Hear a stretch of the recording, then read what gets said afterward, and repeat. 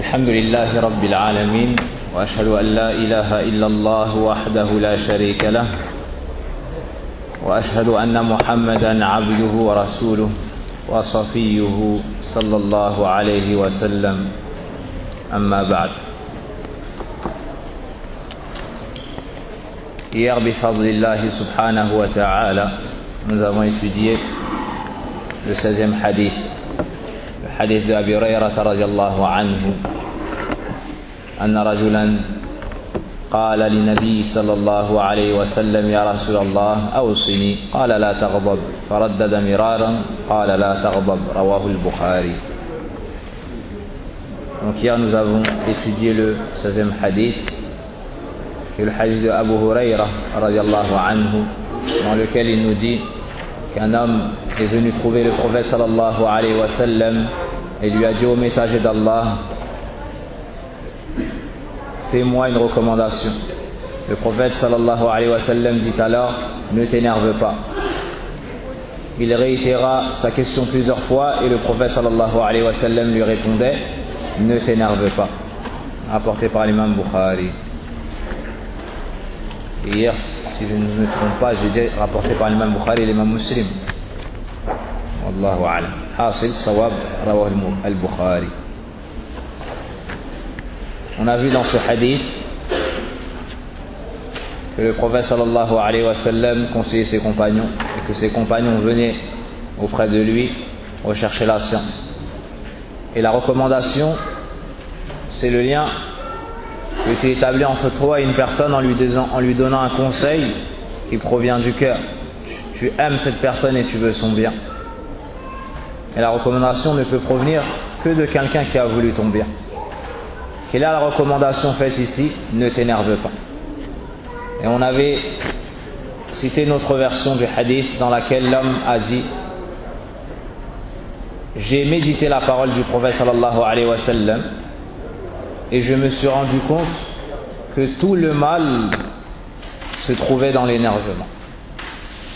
Parce que lorsque le prophète sallallahu alayhi wa sallam l'a conseillé et lui a fait cette recommandation-là, tarbab, l'homme est revenu et lui a dit: fais-moi une recommandation, messager d'Allah. C'est comme s'il avait minimisé la recommandation. Il voulait un ajout. Mais le prophète sallallahu alayhi wa sallam n'ajoutait pas à cette parole. Et répétait sa parole: la tarbab, ne t'énerve pas. La tarbab, ne te mets pas en colère, ne t'énerve pas. Il lui répétait le même conseil. L'homme ensuite a médité cette parole. Il s'est rendu compte de la grandeur du conseil du prophète sallallahu alayhi wa sallam et de cette recommandation. En disant: je me suis rendu compte par la suite que la colère, ou bien que tout le mal réside dans la colère. Que tout le mal réside dans la colère. Et on a cité des exemples.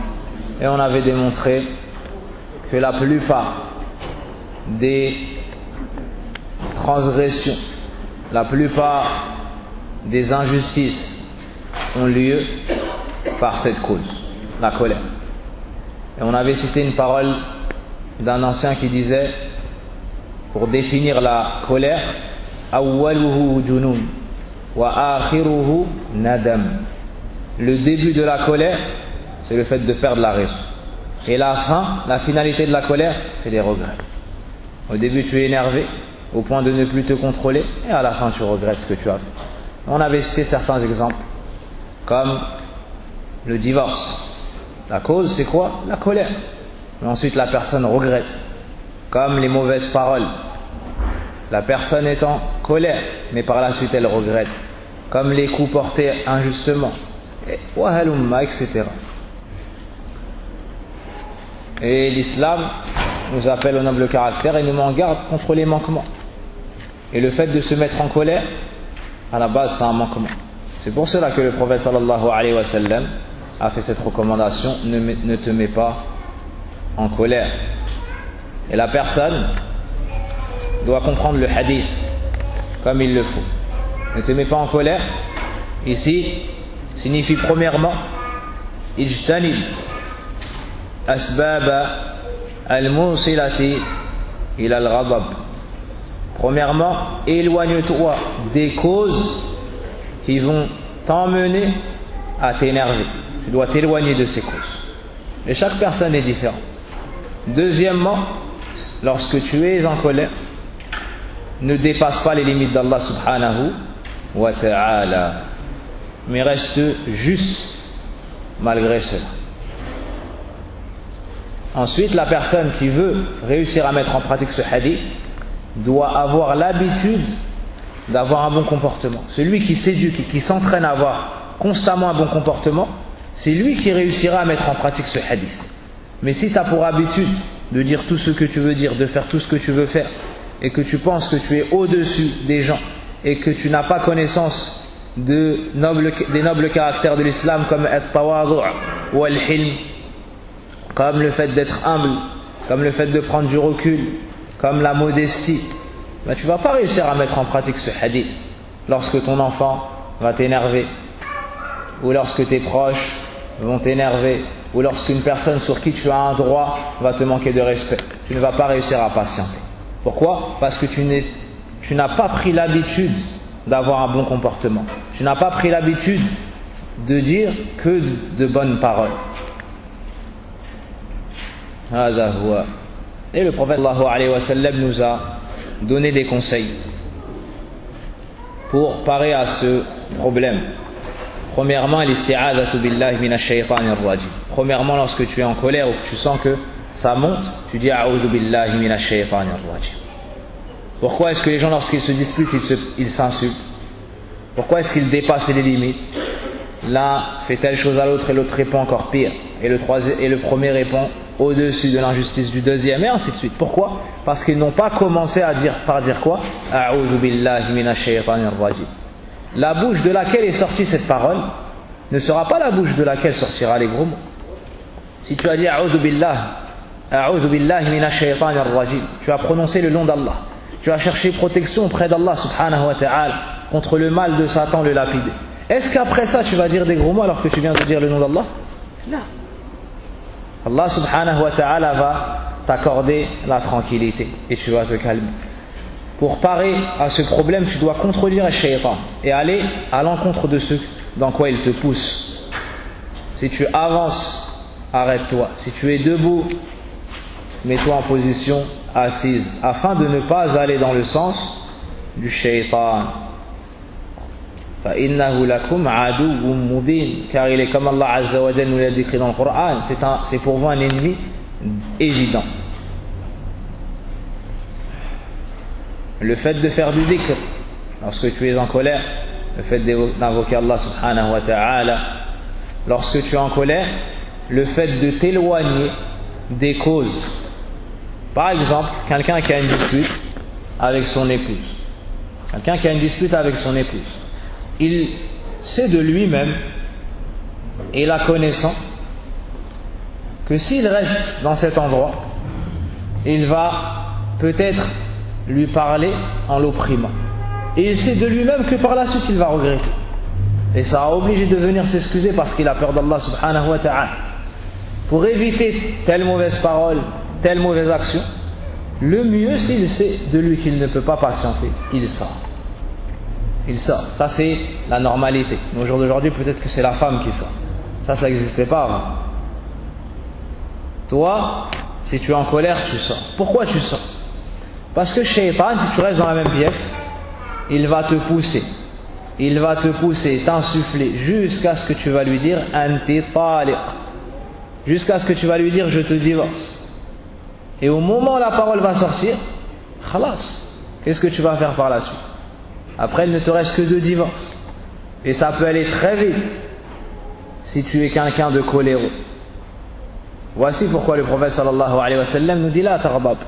Un exemple de la mise en pratique de ce que je vous cite ici. Ali radiallahu anhu, lorsqu'il a eu, ou bien suite à une discussion avec Fatima radiallahu anha, la fille du prophète sallallahu alayhi wa sallam, il est sorti et est parti à la mosquée. Lorsque le prophète sallallahu alayhi wa sallam est venu visiter sa chère fille Fatima radiallahu anha, il lui a dit: où est ton cousin? Où est ton époux Ali radiallahu anhu? Elle lui a dit: il s'est passé quelque chose entre nous, et il est sorti. Le prophète sallallahu alayhi wa sallam est parti le retrouver à la mosquée. Lorsqu'il est arrivé, Ali radiallahu anhu était allongé à la mosquée. À l'époque, il n'y avait pas de tapis. Donc il était dans la poussière. Alors le prophète sallallahu alayhi wa sallam est venu et lui a dit Qum ya Aba Turab, Qum ya Aba Turab. Il l'a surnommé Abu Turab. Et Turab, c'est la poussière. Il a plaisanté avec lui pour le détendre et pour dissiper sa colère. Alors que c'est son beau-père. Est-ce que si l'un d'entre nous, qui a une fille, qui a eu un malentendu avec son mari, arrive et entend cela, il aurait eu le comportement du prophète sallallahu alayhi wa sallam, est-ce qu'il aurait mis en pratique la tardab, ou bien il aurait dit c'est ma fille, c'est ma chair, c'est mon sang, sans savoir est-ce qu'elle a tort ou est-ce qu'elle a raison? Ça c'est mettre en pratique le hadith la tardab. Ça c'est mettre en pratique le hadith la tardab. Ali radiallahu anhu s'est éloigné des causes qui mènent à la colère. Et le prophète sallallahu alayhi wa sallam, lorsqu'il est arrivé, il en a fait de même. La première chose qu'il lui a dit, il l'a appelé ya Aba Turab, pour le tranquilliser, pour l'apaiser, pour dissiper sa colère. Wa hakadha. Une faïda ici, concernant la colère. Où est parti Ali radiallahu anhu lorsqu'il était pas content? Il est parti où? À la mosquée. Une des causes pour dissiper ta colère, c'est le fait d'aller vers les endroits où il y a de la ibad, où il y a du dhikr, où il y a du bien. Ali ibn Abi Talib radiallahu anhu n'est pas parti dans tel endroit, tel endroit, tel endroit. Les kuffars, lorsqu'ils sont énervés, ils vont au bas. Ça, ils boivent quand ils sont en colère, quand ils sont tristes, quand ils sont heureux. Ils font du haram dans tout, de toute façon, le kafir billah al-azim fait du haram dans tous ses états. Allah musta'an. Al-muslim, dans tous ses états, lui, il va vers Allah subhanahu wa ta'ala. Et l'endroit où tu vas trouver sakina, la tranquillité et la sérénité, c'est où? C'est fil masjid. C'est fil masjid. Et lorsque tu es en colère, un conseil, ne va pas te soulager en allant visiter une personne qui ne te recommandera pas le bien ni ne t'interdira le mal. Tu vas visiter un de tes amis et tu lui dis tout et tu parles sur l'autre et tu parles sur l'autre et tu parles sur l'autre. Là, il ne faut pas faire ça. Tu vas faire des ibadat, le Coran, fais du dhikr et ainsi de suite. Mais si c'est un ami pieux, lui, il te conseillera en bien. Si tu lui demandes conseil, si tu te mets à prononcer de mauvaises paroles, alors il t'arrêtera. Il te demandera de craindre Allah subhanahu wa ta'ala et de préserver son ouïe de tes mauvaises paroles. Passons au hadith suivant. Al-hadith السابع عشر. Donc le 17e hadith. عن أبي يعلى شداد بن أوس رضي الله عنه عن رسول الله صلى الله عليه وسلم قال إن الله كتب الإحسان على كل شيء إن الله كتب الإحسان على كل شيء فإذا قتلتم فأحسنوا القتلة وإذا ذبحتم فأحسنوا الذبحة وليحد أحدكم شفرته وليرح ذبيحته رواه مسلم. D'après Abu Ya'la, Shaddad ibn Aws radiallahu anhu, le messager d'Allah sallallahu alayhi wa sallam a dit: certes Allah a écrit l'excellence dans toutes choses. Certes Allah a écrit l'excellence dans toutes choses. Lorsque vous immolez, faites-le de la meilleure façon. Lorsque vous immolez ou lorsque vous égorgez, faites-le de la meilleure façon. Et lorsque vous égorgez, faites-le de la meilleure façon. Lorsque vous tuez, ici ils ont mis lorsque vous immolez dans le livre. إذا قتلتم, lorsque vous tuez. وإذا ذبحتم, lorsque vous égorgez. يعني la bête. وإذا قتلتم, ça c'est la personne. Faites-le de la meilleure façon. Que chacun d'entre vous aiguise bien sa lame et qu'il laisse respirer la bête. Et qu'il laisse respirer la bête. هذا الحديث فيه محاسن الإسلام وأن عنوان الإسلام هو الإحسان في كل شيء. دين السمو والعلو، دين الأخلاق wal adab. Ce hadith nous montre la beauté de l'islam et l'excellence de l'islam. Et c'est une preuve que cette religion est la religion d'Allah subhanahu wa ta'ala, parce que ça nous montre la perfection de l'islam. Celui qui médite le Coran verra combien Allah subhanahu wa ta'ala a donné de l'importance à l'excellence, à l'ihsan. Et comment Allah subhanahu wa ta'ala a vanté les mérites et a fait les éloges des bienfaisants, des muhsinin. Et on avait étudié dans le deuxième hadith, hadith Jibril, hadith Ammar ibn Muslim, akhbirni anil ihsan. Lorsque Jibril alayhi salam a dit au prophète sallallahu alayhi wa sallam, informe-moi au sujet de l'excellence. Que lui a répondu le prophète sallallahu alayhi wa sallam? Qui est-ce qui peut me citer la suite du hadith? Ouais, dans ça il ne parlait pas en français. Là, donc c'est impossible que ce soit ça la suite. Aïe. Donc, تفضل. أن تعبد الله كأنك تراه فإن لم تكن تراه فإنه يراك. Allah يكرمك. طيب. Donc le prophète sallallahu alayhi wa sallam a répondu, c'est le fait d'adorer Allah comme si tu le voyais. Et si tu ne le vois pas, sache que lui te voit.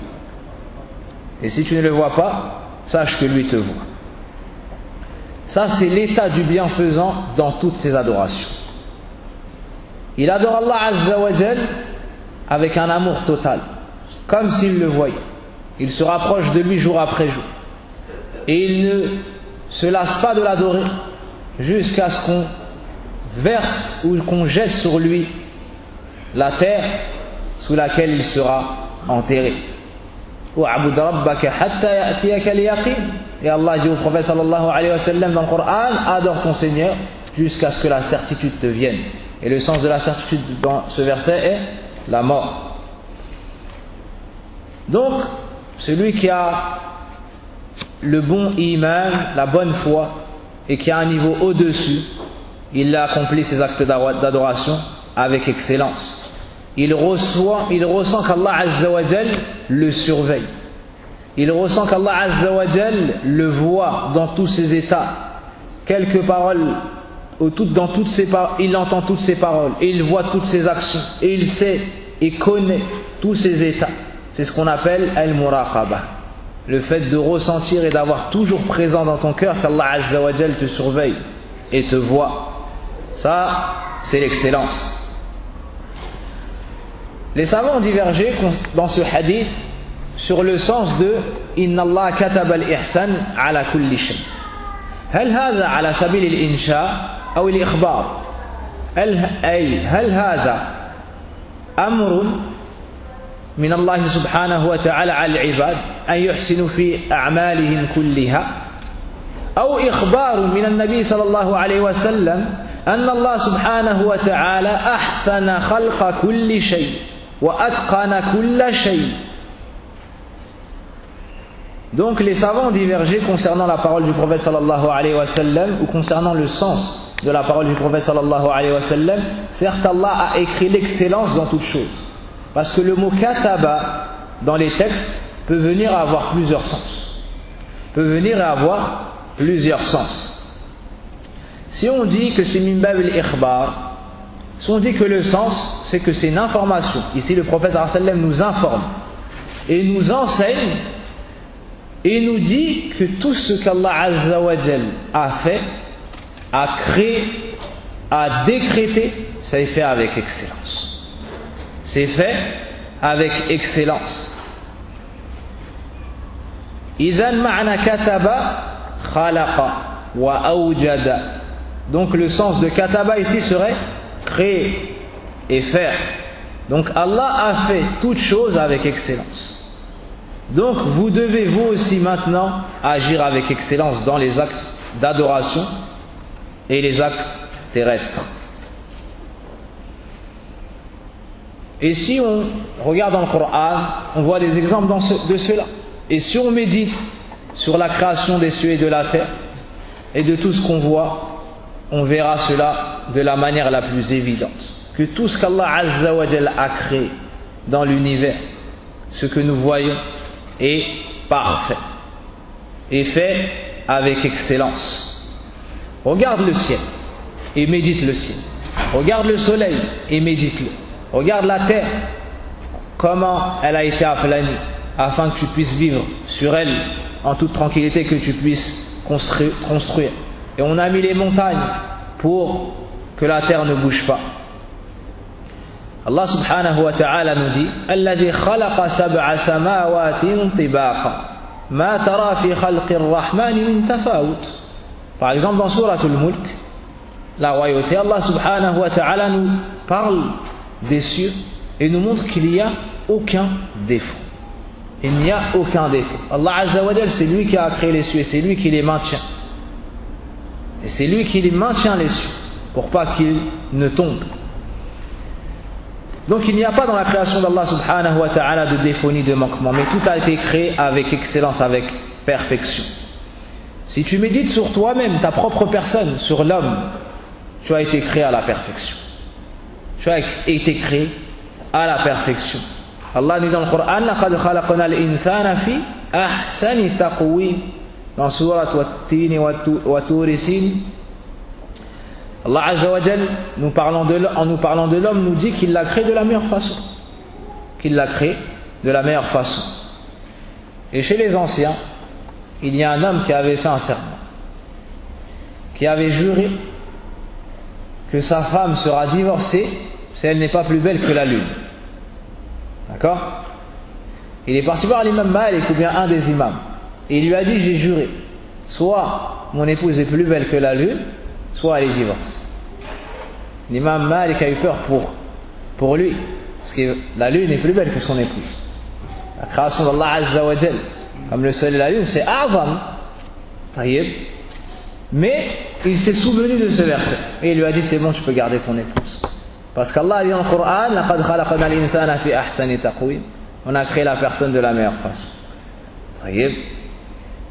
الشاهد من هذا أن الله سبحانه وتعالى كلما يفعل ويخلق على أحسن ما يكون. Et Allah Azza wa Jal, depuis qu'il a créé les cieux et la terre, il n'y a aucun défaut. Regardez la succession des jours et des nuits. Est-ce qu'un jour la nuit a devancé le jour? Est-ce qu'une nuit, le jour a devancé la nuit? Là. Mais il y a une succession. Ça nous montre quoi? Qu'Allah Azza wa Jal a créé le jour et la nuit à la perfection. À la perfection. فالنظام على أحسن ما يكون كما نشاهد. قال الله لا الشمس ينبغي لها أن تدرك القمر ولا الليل سابق النهار وكل في فلك يسبح. Allah subhanahu wa ta'ala nous dit dans le Coran, et le soleil ne devance pas ou bien ne rattrape pas la lune et la nuit ne devance pas le jour et chacun tourne dans son orbite.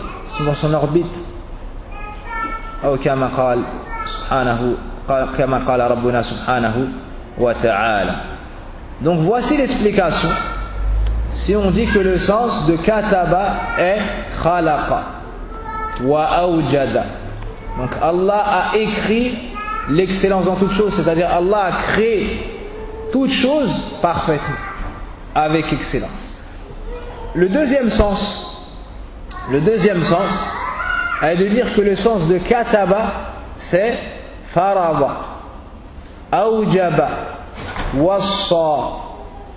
Comme dans le verset, par exemple, Ya ayyuhalladhina amanu kutiba alaykumus siyamu kama kutiba ala alladhina min qablikum la'allakum tattaqun. Dans ce verset, dans Surat al-Baqarah, Allah nous dit kutiba alaykumus siyam. On vous a écrit le mois de Ramadan. Que signifie kutiba ici? Ay furida.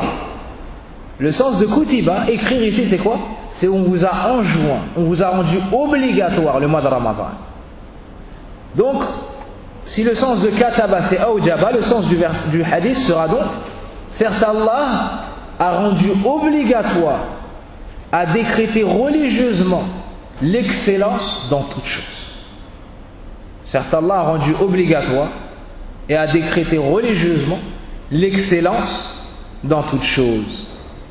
Donc, ça veut dire que le prophète sallallahu alayhi wa sallam ici nous transmet l'information.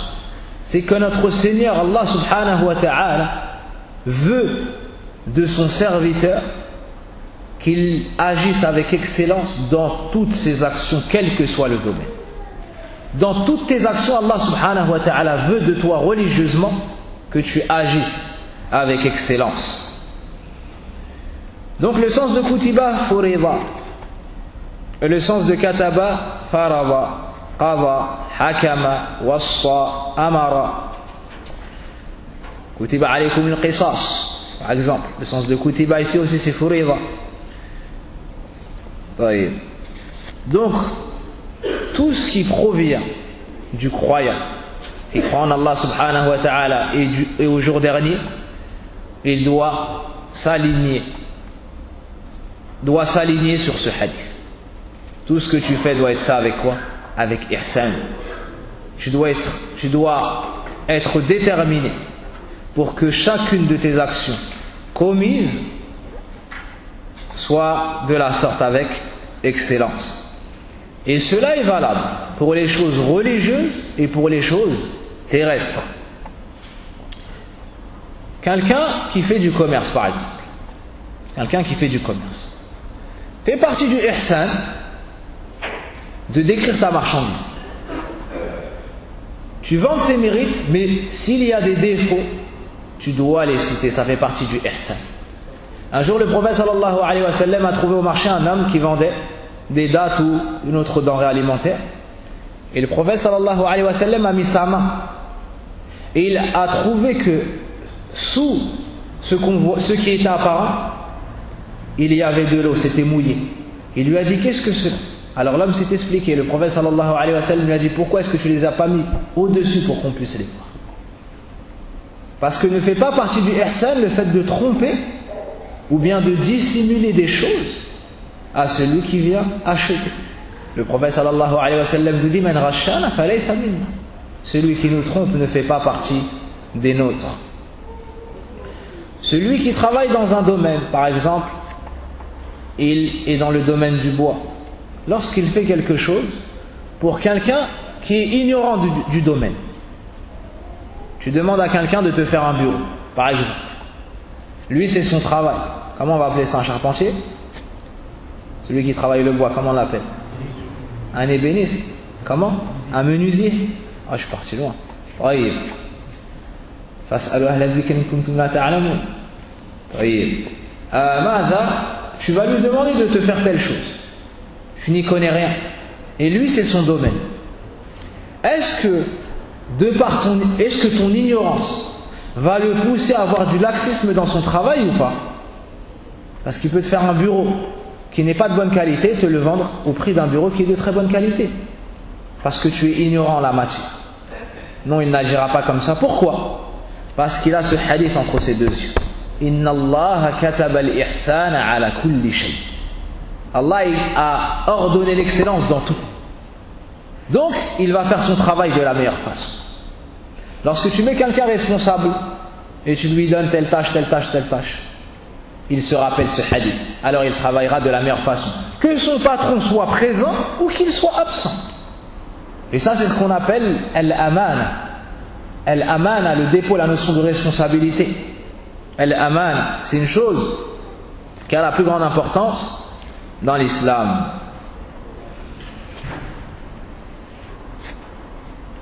Même celui qui creuse une tombe doit avoir l'ihsan. Quelqu'un pourrait se dire, mais de toute façon, le défunt est mort. Alors à quoi bon faire la tombe de la meilleure façon et la mettre droite et ainsi de suite? Non. Inna Allah kataba al-ihsan ala kulli shay. L'excellence, Allah l'a décrété dans tout, l'a ordonné dans tout. Si tu ne le fais pas pour le mort, fais-le pour celui qui voit cette tombe et qui ne meurt jamais. Al-hayy alladhi la yamut, Allah subhanahu wa ta'ala. Al-ihsan, l'excellence, même lors de la dispute. Même lors de la dispute, l'islam nous appelle à l'excellence. tu ne vas pas opprimer celui qui t'a opprimé, mais tu vas repousser son mal soit par la justice, soit avec justice, en lui rendant la monnaie de sa pièce comme il dit, ou avec un niveau plus haut, al-ihsan. Al-ihsan. Allah subhanahu wa ta'ala nous dit, par exemple, نعم ولا تستوي الحسنة ولا السيئة ادفع بالتي هي أحسن فإذا الذي بينك وبينه عداوة كأنه ولي حميم. لكن هل هذا يناله كل أحد؟ لا. وما يلقاها إلا الذين صبروا وما يلقاها إلا ذو حظ عظيم. Allah subhanahu wa ta'ala nous montre l'ihsan lors d'un différend et nous dit et la bonne action n'est pas semblable à la mauvaise. Repousse le mal par ce qu'il y a de meilleur. Il a dit ahsan. Repousse le mal, pas par le bien, par ce qu'il y a de meilleur. Par ce qu'il y a de meilleur. Et tu verras que celui avec qui tu avais une inimité deviendra un ami chaleureux. Mais par la suite, Allah subhanahu wa ta'ala nous dit que ce degré-là, ça n'est pas à la portée de tout le monde, mais ceux qui ont une grosse part, les patients.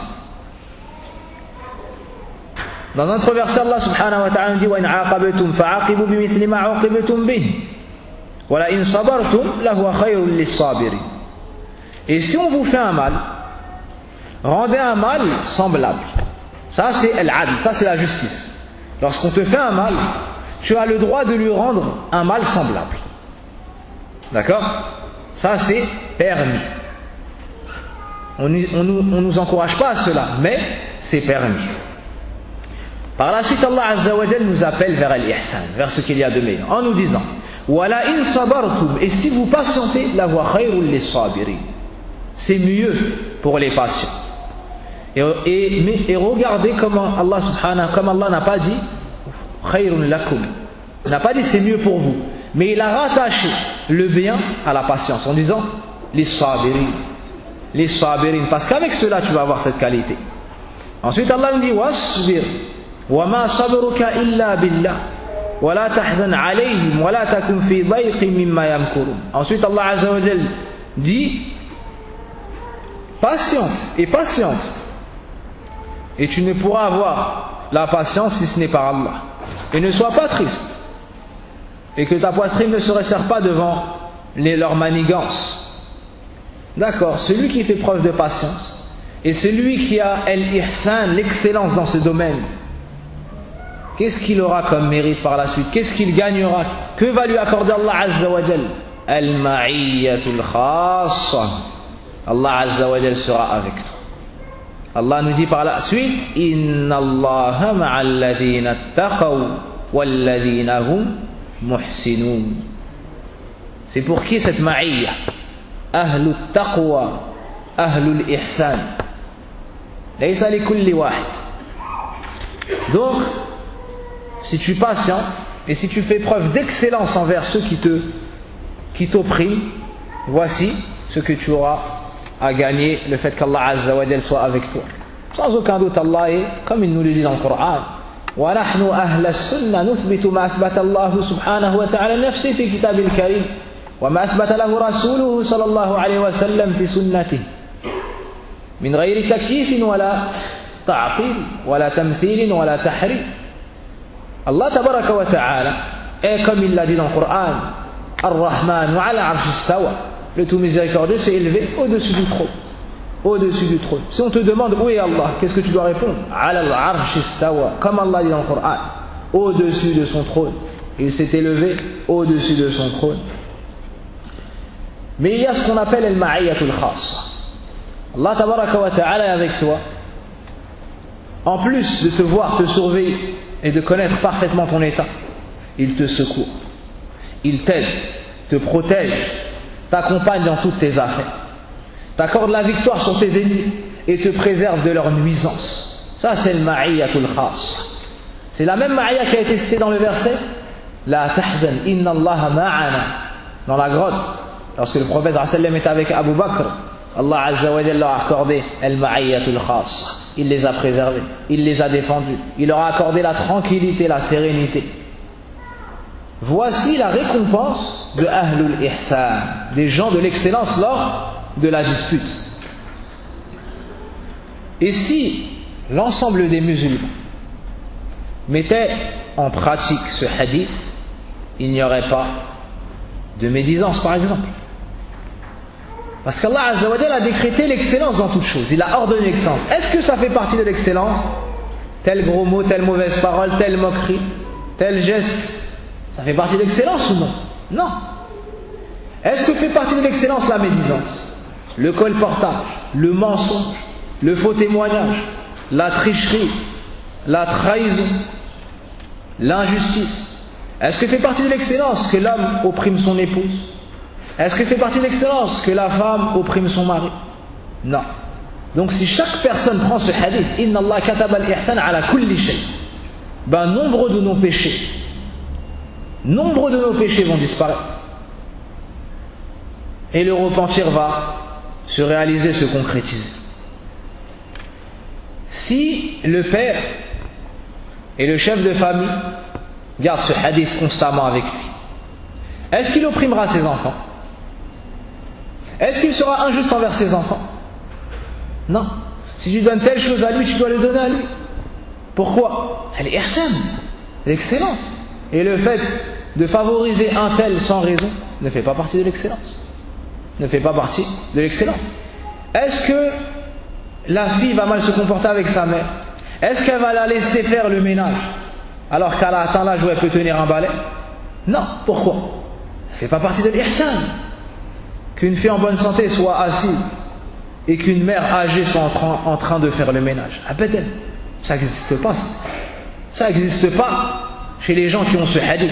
Inna Allah kataba al-ihsan ala kulli shay. Est-ce que si on en pratique ce hadith, on va voir ce qu'on voit dans la rue? Une personne âgée qui a pourtant 3, 4, 5 enfants, 6 enfants, 7 enfants. Et ça on ne l'a pas vu qu'une fois. Une personne âgée qui va marcher tout seul. Une femme qui porte des courses. Et même toi peut-être que tu aurais du mal à faire ce chemin-là à pied avec je ne sais pas combien de sacs dans les mains. Et subhanallah, tu peux te dire c'est une femme qui est seule, veuve, sans enfant. Et non, quand tu apprends que son fils a 18 ans, et que l'autre a 20 ans, et que l'autre a 30 ans, et que l'autre, et que cette femme âgée marche seule jusqu'au marché, et revient seule avec ses courses, sans aucun doute ce hadith n'a pas été mis en pratique. Sinon, wa rabbil Kaaba, nos mères, elles n'auraient pas apporté ne serait-ce que 500 grammes de quelque chose que ce soit. Même le sac vide, elles ne le portent pas. Et wallah, elles ne sont pas véhiculées et nous on est en voiture. Et pourtant elles vont à pied faire les courses et nous on ne les fait pas. Est-ce qu'on a mis en pratique ce hadith ou pas? Chaque personne connaît la réponse au fond de lui. C'est lui qui a mis en pratique ce hadith qui dit Alhamdulillah. Et pour ma part je dis Astaghfirullah, parce qu'on est loin de la mise en pratique et de la réalisation de ce qu'Allah Azza wa Jal veut de nous lorsqu'il a informé son prophète sallallahu alayhi wa sallam de cette parole. Inna Allah kataba al-ihsan ala kulli shay. Ala kulli shay. Al-ihsan fi al-ibadat. أيها الإخوة الإحسان في العبادات أهم شيء. La chose la plus importante c'est l'excellence dans quoi? Dans l'adoration. Qu'est-ce que l'excellence dans l'adoration? تمام الإخلاص مع تمام متابعة الرسول صلى الله عليه وسلم. L'excellence dans l'adoration c'est la sincérité totale et le suivi du prophète sallallahu alayhi wa sallam complet. Donc plus tu es sincère dans ton adoration, plus tu recherches l'agrément d'Allah à travers ton acte, plus tu suis le prophète sallallahu alayhi wa sallam dans ta façon de mettre en pratique et réaliser cette adoration, plus tu as cette qualité, al-ihsan. Et le niveau le plus haut c'est d'adorer Allah Azza wa Jal comme si tu le voyais. Et si toi tu ne le vois pas, sache que lui te voit. Comme cela a été cité dans le hadith du prophète sallallahu alayhi wa sallam. Dans la prière par exemple, c'est quoi l'ihsan? isbagh al-wudu. Tu fais tes ablutions de la meilleure façon, tu préserves les mains les shurut, les conditions. Ensuite, le fait de sortir de chez toi de bonne heure pour aller au masjid. Ensuite, de prier à la mosquée avec l'imam, de ne pas devancer l'imam, de ne pas devancer l'imam, de prier avec recueillement, avec khushu'. Tout cela fait partie du ihsan dans la salat, le fait de mettre ta meilleure tenue, une belle tenue. Certains parmi les salafs, subhanallah, achetaient des khumsan à un prix immense. Imagine quelqu'un au jour d'aujourd'hui qui a un qamis à 1000 €. D'accord? Et il ne le met pas pour aller au masjid. Vous savez quand est-ce qu'il le mettait, cette personne, quand est-ce qu'elle mettait son qamis qui avait une somme, qui avait un prix immense? Lorsqu'il se levait la nuit, alors que personne ne le voyait. Il mettait ce qamis. Pourquoi? Inna Allah kataba al-ihsan. Inna Allah kataba al-ihsan ala kulli shay. Alors il voulait que lorsqu'il se trouve debout devant Allah Azza wa Jal, alors que personne ne le voit, alors que personne ne le voit, si tu mets ce vêtement alors que personne ne te voit, ça peut être que par ikhlas. Ça peut être que par ikhlas. Tu as voulu te parer pour ton Seigneur, celui qui te voit tout le temps. Alors que personne ne te voit, tu te fais beau pour qui? Pour Allah subhanahu wa ta'ala. Si l'homme se fait beau pour son épouse et que l'épouse se fait belle pour son mari, à plus forte raison le serviteur doit s'embellir pour son Seigneur subhanahu wa ta'ala, celui qui le voit sous tous ses états. Al-ihsan dans sadaqat, dans l'aumône, al-ihsan, tu donnes de ce que tu aimes. Lan tanal bir hatta tunfiqu mimma tuhibbun. Allah dit dans le Coran, vous n'atteindrez pas le bien tant que vous ne dépenserez pas de ce qui vous est cher, de ce que vous aimez, de ce que vous aimez. Et on a souvent cité le hadith de Abu Talha, lorsqu'il a entendu ce verset, il est parti trouver le prophète sallallahu alayhi wa sallam et lui a dit: Ya Rasulallah, Allah a révélé ce verset, et moi ma richesse que j'aime le plus c'est mon jardin. Et il y avait de l'eau et des palmiers, le prophète sallallahu alayhi wa sallam avait pour habitude d'y entrer, et il a dit: alors je le donne en sadaqa pour Allah, je le donne en sadaqa pour me rapprocher d'Allah. Il a donné ce qu'il avait de plus cher, subhanallah. Et les hadiths comme cela se montrent. Abdullah ibn Umar, il était sur une monture qui lui a plu, il est descendu de cette monture, il a dit: prenez-la et donnez-la en sadaqa. Ils lui ont dit: mais tu viens de nous dire que c'était ta préférée, que tu l'aimais. Il a dit: oui, c'est pour ça que je la donne en sadaqa. C'est pour ça que je la donne, subhanallah. C'est pour ça que je la donne pour Allah subhanahu wa ta'ala. Ce qui reste avec toi, c'est que ce que tu as donné. Ce que tu as perdu, c'est ce que tu vas laisser sur terre après ta mort. C'est ce que tu auras laissé à tes héritiers, c'est ça que tu as perdu. C'est ça que tu auras perdu. Al-ihsan fi ad-da'wati ila Allah subhanahu wa ta'ala, l'excellence dans le prêche, lorsque tu appelles les gens à revenir vers Allah azza wa jal. C'est quoi? C'est le fait de les appeler Allah azza wa jal pour Allah, comme Allah le veut. Tu les appelles à Allah subhanahu wa ta'ala, pas à ta personne, pas à un groupe, pas à une secte. Tu les appelles à Allah tabaraka wa ta'ala, à adorer Allah d'un culte sincère. Tu fais aimer Allah à ses serviteurs. Tu fais aimer Allah à ses serviteurs. Tu ne viens pas toi te faire aimer auprès de ses serviteurs. Tu appelles les gens à Allah comme Allah le veut, subhanahu wa ta'ala. Pas besoin d'organisation innovée. Pas besoin de dire on sort 3 jours, on sort 10 jours, ou on sort 40 jours, ou bien on va en Inde. Non, nous on va en Umrah, à Médine, à Mecca. Nous on va au Hajj, à Mecca. Pourquoi on va appeler les gens à l'éclatement en Inde? Taïb. Comme appellent certaines personnes à ce qu'ils appellent al-khuruj fi sabilillah. Là, laysa fi sabilillah. Cette sortie-là n'est pas fi sabilillah.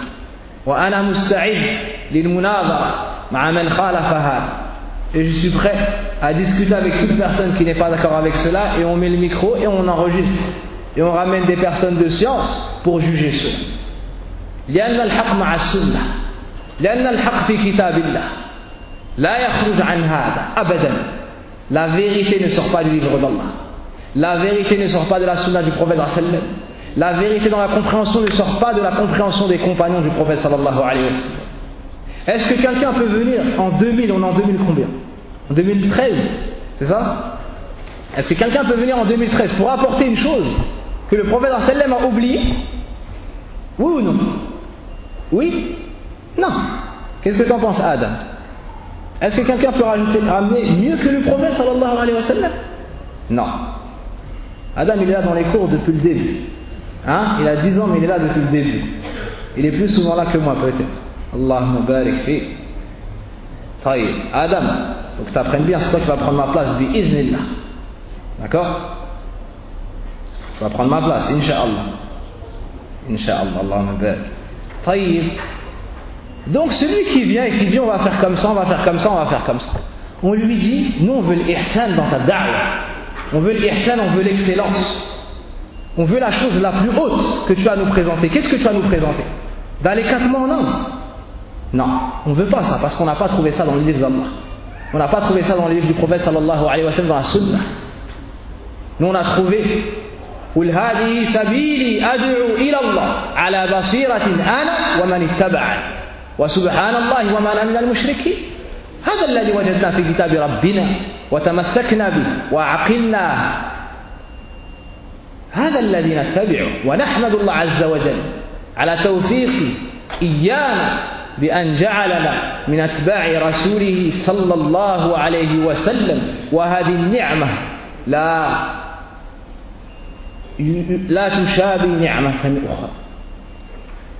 L'ihsan dans da'wah, c'est que tu appelles les gens à Allah, tu appelles les gens à connaître Allah, tu appelles les gens à aimer Allah, tu appelles les gens à délaisser l'adoration de tout autre que Allah. Tu leur apprends que le seul à mériter l'adoration c'est Allah. Ensuite tu leur apprends à suivre le prophète sallallahu alayhi wa sallam dans tout. Tu les appelles pas à suivre toi, wallah.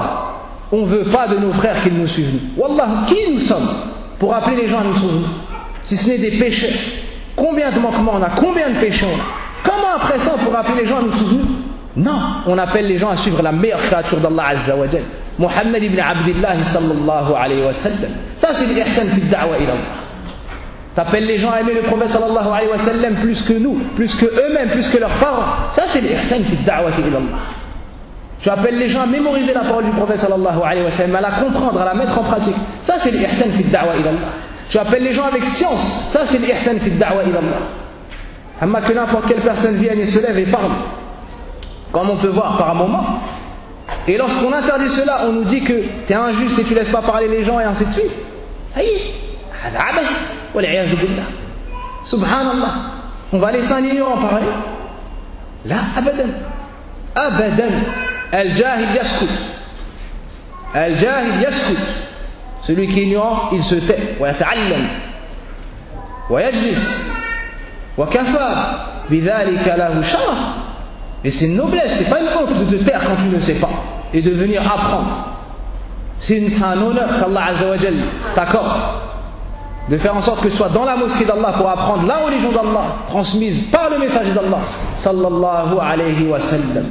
هذا هو الإحسان أيها الإخوة في الدعوة إلى الله. Voici l'excellence dans le prêche et dans le fait d'appeler les gens à Allah subhanahu wa ta'ala. Parmi l'excellence dans da'wa ila Allah subhanahu wa ta'ala, Allah barak fik, jazakallah khair. Allah barak fik. Donc l'excellence dans da'wa ila Allah, t'appelles les gens avec excellence, t'appelles les gens avec sagesse, avec douceur. Ces gens que tu appelles, quel est ton but? Tu veux leur bien. Si tu veux leur bien, tu dois leur parler comme tu aurais aimé toi qu'on te parle, avec douceur, avec sagesse, avec gentillesse. Tu leur cites les versets d'Allah, subhanah, tu leur cites les hadiths du prophète sallallahu alayhi wa sallam. Regardez lorsque le prophète sallallahu alayhi wa sallam, lorsqu'un homme est venu voir le prophète sallallahu alayhi wa sallam, il lui a dit: Ya Rasulallah, halakt, au messager d'Allah, je suis anéanti. Il lui a dit: qu'est-ce que tu as fait? Il lui a dit: j'ai eu des rapports avec mon épouse pendant la journée de Ramadan. Et il lui a dit: affranchis un esclave. J'ai pas au messager d'Allah. Nourris 60 pots, nourris 60 pots, j'ai pas au messager d'Allah. Non, plutôt jeûne 2 mois consécutifs, je ne peux pas au messager d'Allah, je n'ai pas la capacité. Alors nourris 60 pots, je n'ai pas au messager d'Allah. Ensuite le prophète sallam a reçu comme un seau de dattes ou d'une nourriture. Il a appelé cet homme et il lui a dit: tiens, fais une sadaqa. L'homme est parti, et ensuite il s'est retourné et a dit: Ya Rasulallah, est-ce que je dois donner cette sadaqa à quelqu'un qui est plus pauvre que moi? Wallahi, entre tel endroit et tel endroit, il n'y a pas plus pauvre que ma femme. Le prophète sallam a souri et il lui a dit: donne-le en sadaqa à ta famille. Subhanallah. Il vient, il dit: je suis anéanti, repars avec une sadaqa. Ça c'est l'ihsan fi da'wati ila Allah. Tu leur apprends à revenir vers Allah, tu règles leurs problèmes bi'iznillah subhanahu wa ta'ala. Un homme est venu voir le prophète sallallahu alayhi wa sallam, il a dit: Ya Rasulallah, i'zan li fi zina. Ô messager d'Allah, permets-moi de commettre l'adultère. Et vous avez entendu cette parole. Comment est-ce qu'on se comporterait si on aurait entendu un homme qui rentre dans l'assise et qui dit ça? Peut-être qu'il n'aurait même pas eu le temps de finir sa parole et qu'on l'aurait réprimandé sévèrement et on ne l'aurait plus vu parce qu'un tel se serait levé, un tel et un tel. Le prophète sallallahu alayhi wa sallam a dit non. Oudlou, approche. Atardahu li ummik, la ya Rasulallah. Atardahu li ukhtik, la ya Rasulallah. Atardahu li khalatik, wa dhakara maharima. Regardez la sagesse du prophète sallallahu alayhi wa sallam. Il lui a dit approche. Est-ce que tu accepterais cela pour ta mère? Il m'a dit non, au messager d'Allah, il a détesté ça. Alors pour ta tante, non. Pour ta sœur, non. Pour les femmes de ta famille, non. فَكَذَلِكَ النَّاسِ لَا يَرْضَوْنَهُ لِأُمَّهَاتِهِمْ وَلَا لِخَالَاتِهِمْ وَهَكَذَا. Et le prophète sallallahu alayhi wa sallam a dit c'est pareil pour les gens. Ils n'acceptent pas l'adultère, ni pour leur mère, ni pour leur tante, ni. Alors l'homme est parti en détestant ce péché. Regardez comment le prophète sallallahu alayhi wa sallam, avec un hadith, a résolu le problème de cette personne. فهكذا تكون أيها الداعي تتعلم تعمل تدعو تصبر تكون رفيقا بالناس طيب مريدا لهم الخير. Tu dois être doux avec eux, parler avec science. Tu dois parler à chaque personne avec sagesse, selon ce qu'il comprend, selon son âge. Tu ne parles pas à tes parents comme tu parles à ton ami, et tu ne parles pas à un enfant comme tu parles à un adulte, et ainsi de suite. Tu adaptes ton discours, cela fait partie du ihsan dans le da'wa ila Allah.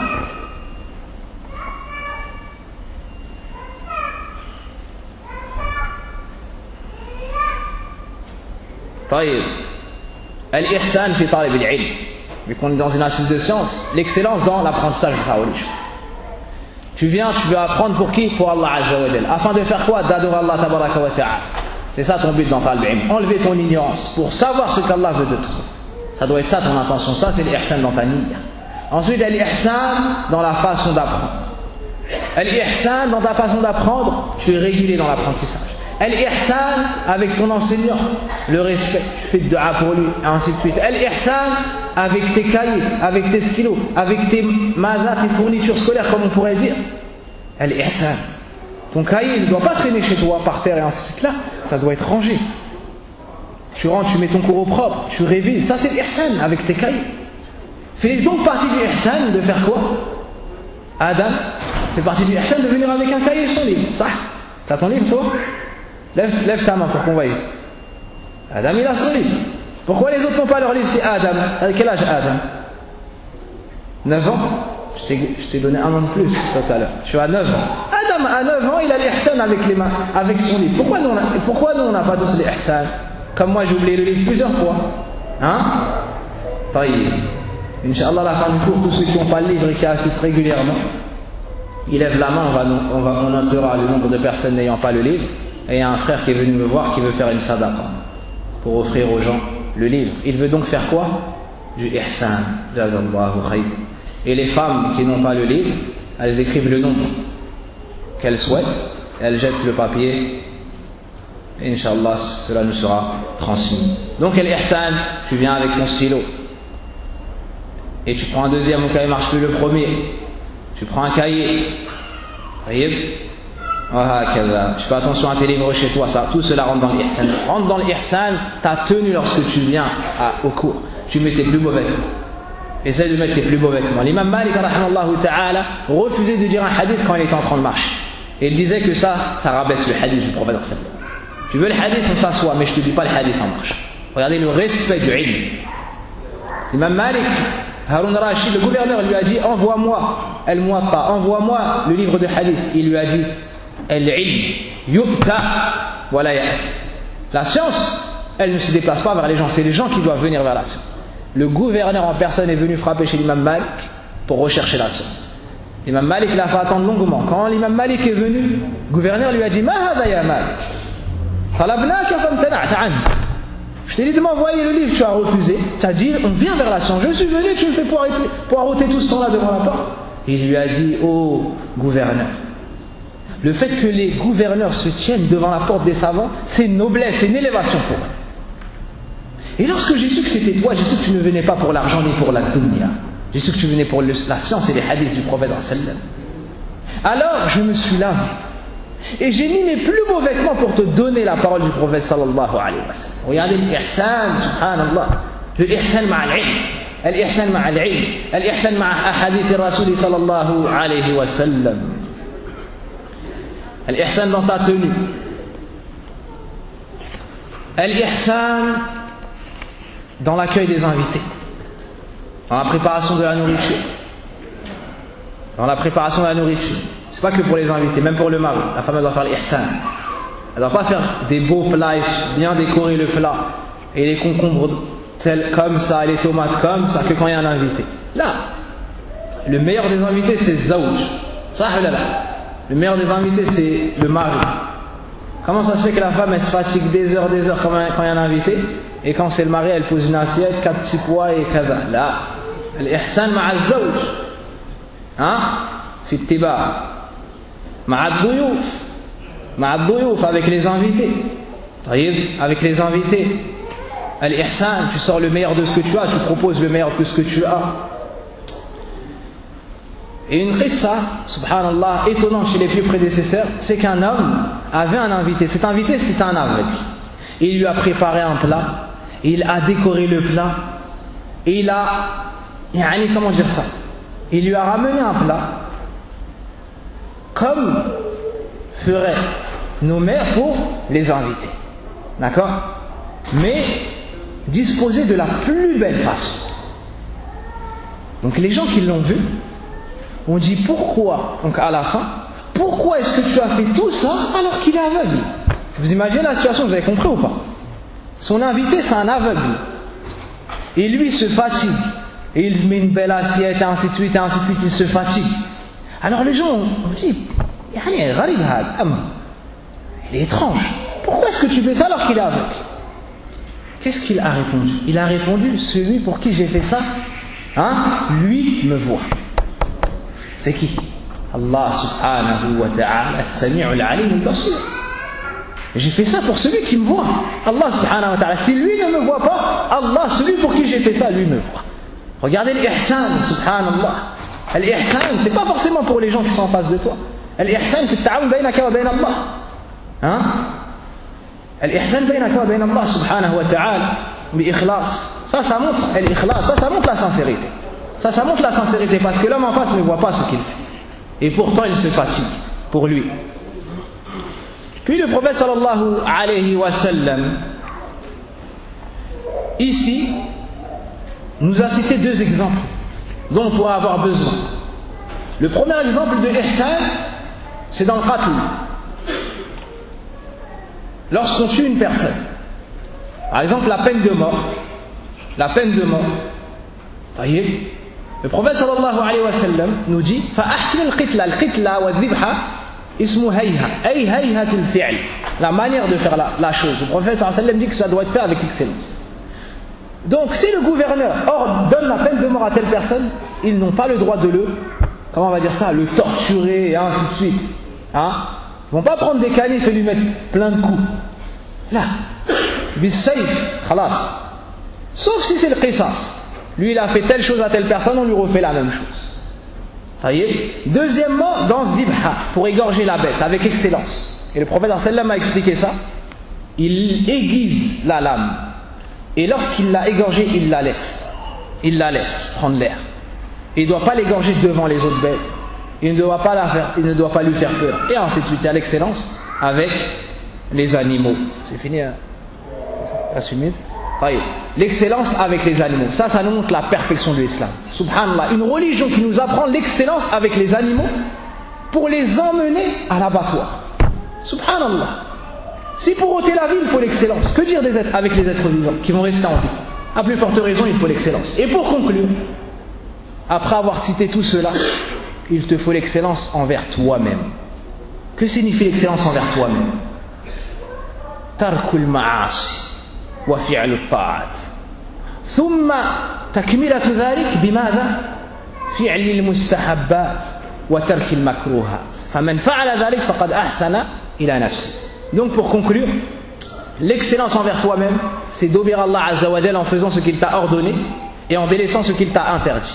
Puis tu ajoutes à cela ce qu'il t'a recommandé et tu délaisses ce qu'il t'a interdit. Ce qu'il t'a interdit. Wallahu wa nas'alullah subhanahu wa ta'ala an yubarika fi ilmina wa yuwaffiqana ila al-amali bima yuhibbu wa yarda.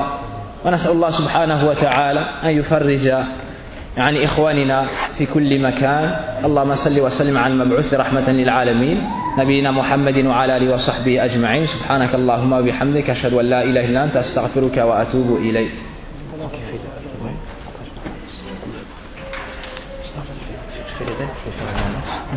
Il y a le verse lundi. Il y aura une conférence lundi entre le Maghrib et l'Isha.